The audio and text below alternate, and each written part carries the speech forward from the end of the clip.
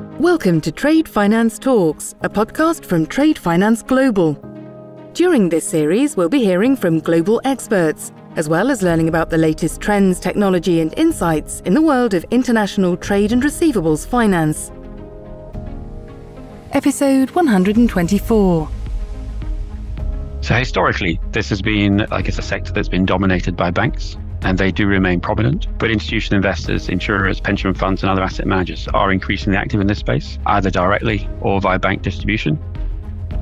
And in terms of returns, trade finance can be very broad, ranging from working capital facilities for blue chip between 20 basis points all the way to smaller SMEs north of 15% per annum. Hi, and welcome to Trade Finance Talks. My name is Mark Abrams, Global Head of Trade and Receivables Finance at Trade Finance Global. Trade finance has always been an important aspect of international trade. Since humans started trading, they needed finance. And while it's a historic industry, it's currently undergoing significant change. Trade finance as an asset class is an exciting topic that is drawing the attention of many. And banks are rethinking distribution strategies, and we're seeing new barriers to capital that are continuously emerging. But there are solutions.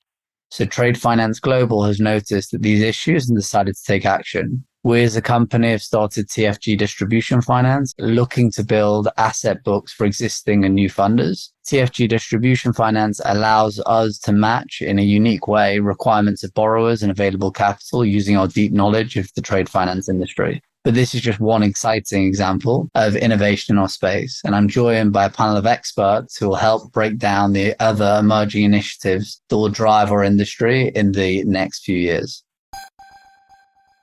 So Salman, Matthew, welcome to Trade Finance Talks. Please, could you introduce yourselves and just explain what you're doing? Thank you very much, Mark. I'll go ahead first, if that's okay, Matt. So my name is Salman Khan. I'm a portfolio manager in Santander Alternative Investments, specifically for the strategy that focuses on trade and working capital investments.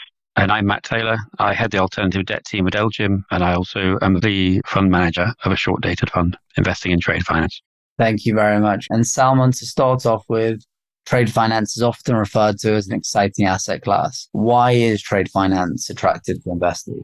In my opinion, the asset class gathers a set of conditions that has for long been sought by investors in the market, with added differentiators from traditional fixed income in the form of short duration, little to no correlation, and diversification, amongst others. All of this provides an alpha over traditional fixed income products. We're seeing more demand in the asset class. We're seeing a lot of new institutions come into the market.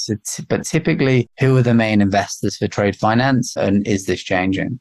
So historically, this has been, a sector that's been dominated by banks, and they do remain prominent. But institutional investors, insurers, pension funds, and other asset managers are increasingly active in this space, either directly or via bank distribution. And particularly the latter, where banks are looking to manage their risk limits, obtain market pricing reference points, and importantly, just recycle capital. But also you have the issuance side where they're looking to diversify away from just being reliant solely on banks. We've clearly seen issues in banks, so regional banking space in the US. We're seeing a real sort of headway where issuers are keen to diversify their funding sources rather than just being all their eggs being in one basket.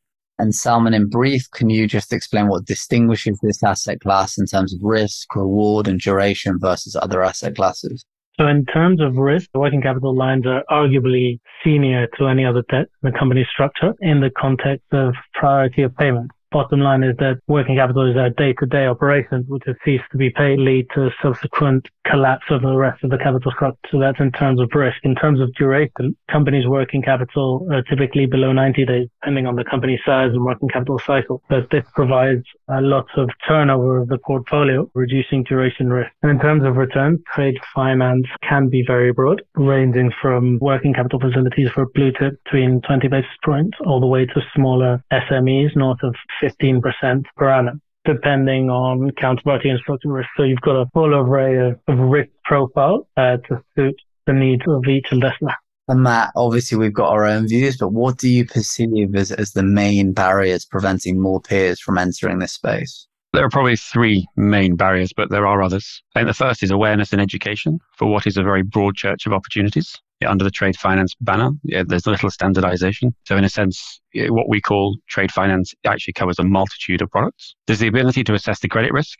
These are largely unrated products, unless you're talking about things at a very, very high investment grade end where it's relatively straightforward. Where the credit risk is often more complex, there's sometimes seller risk or there's more of a securitization approach. Ultimately, those without an internal credit team would struggle to play unless they could do it via another asset manager. And then there's the operational intensity. I know sort of someone as a fund manager, often you can ignore that, but many private credit investors are set up to manage 1 to 2 investments per month. But given the short dated nature of this asset, it can be 2 or more a week. Although a programmatic approach, if we can work with a bank or others to create a longer term note that an investor can buy whilst any receivables churn behind the scenes, can remove that issue. And so, and agreed that a large part comes to education. So Salman, what type of educational initiatives do you think are required to assist with a better understanding of trade finance? Well, I think events such as Investor Days are indeed very helpful.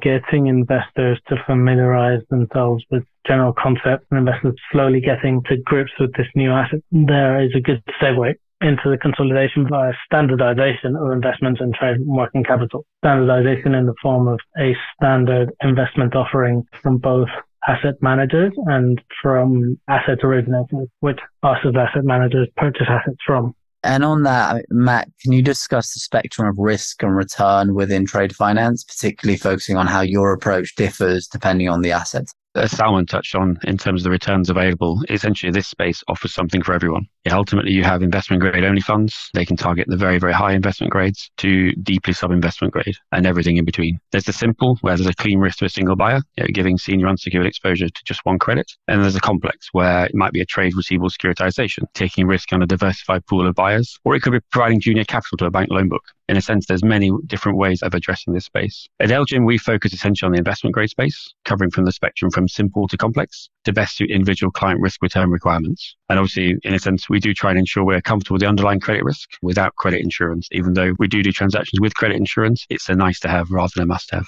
There's a lot of noise, a lot of different concepts. And for new investors coming into this space, for us, the main importance is understanding both from an originator and an asset funder perspective. You mentioned we were talking about moving into standardization and understanding. Could you elaborate on its importance for both those originators and asset funders? I think this is key for the development of this asset class. If you look at us as an alternative to fixed income is typically very well defined in the types of risks and returns that investors are looking for. So for investors to feel comfortable with this asset class, standardization, in my opinion, is key. Investors need to be able to assess who are the main market participants and analyze investment opportunity on a like-for-like basis. And similarly for us as asset managers, we would benefit to a large extent in the standardization. And the reason I say that is because more often than not, you see that different originators provide assets in different formats, and there seems to be a lack of a norm. So I think the standardization in the way we as asset managers purchase assets would benefit